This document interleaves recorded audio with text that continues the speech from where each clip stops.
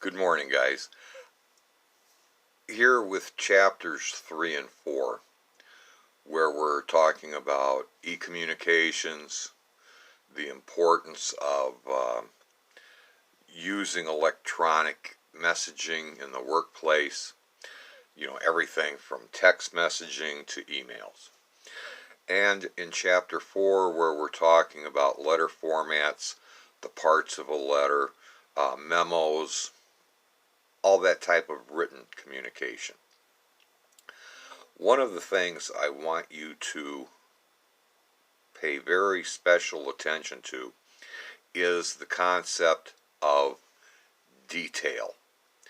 Now, all of us know that as human beings, we all create, personally, we create impressions on other people, and that those impressions are how people react to us, how they judge our character, how they judge our credibility.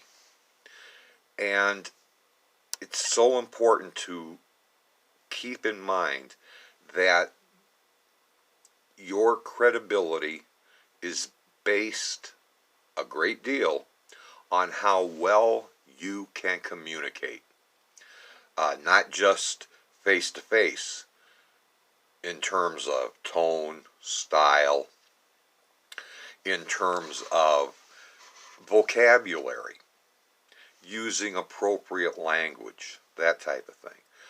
But even more so, or at least as important as, is this concept of being able to write credibly. Now, we've already spoken in the first assignment. You were asked what were the 3 C's for best communication. And as you'll remember, it's a matter of number 1, being very clear about what it is you want to say. 2, it's being concise. In other words, not going off on tangents, not bringing up information that is extraneous or unimportant. And last but not least, being correct. Now, I'm not talking about diversity. I'm not talking about politically correct. I'm talking about being credible, knowing what it is you're talking about, and providing the correct information. Just like body language, just like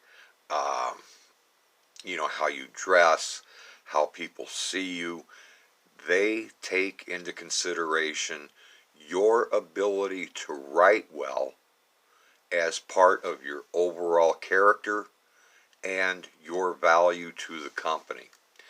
In other words, what it does is it has to do with your credibility.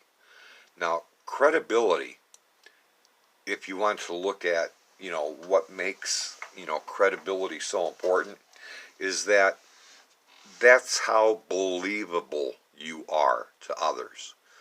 They consider that part of your trustworthiness, your reliability, your integrity, your sincerity. That is all credibility. And all things considered, guys, when it's all said and done, that's what people remember you for. How credible you were. Were you a believable person? Were you trustworthy? Were you reliable? Were you sincere? Did you have integrity? And that's the way you want to come across in all of your writing. One of the most important things I can ask you to do through the balance of this semester, and please consider this advice for the future. Anything that you put in writing, do yourselves a big favor. After you have written it, read it out loud. These 3 things. Read it out loud to yourself. This is all a part of proofing information properly.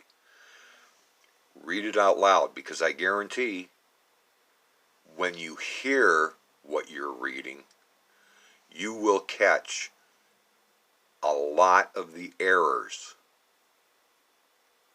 Secondly, read it backwards. Now, I'm not saying word for word backwards, but I'm saying read the last sentence. Then read the next to the last sentence, all the way through. What that does is it allows you to focus on the individual sentence in terms of, was it written correctly? If you read your entire correspondence at one time, checking it, you're going to see what you think you wrote. But if you make yourself read it backwards, that slows the process down, where you're only thinking about the content of each section, each sentence, as opposed to the overall thought of the email.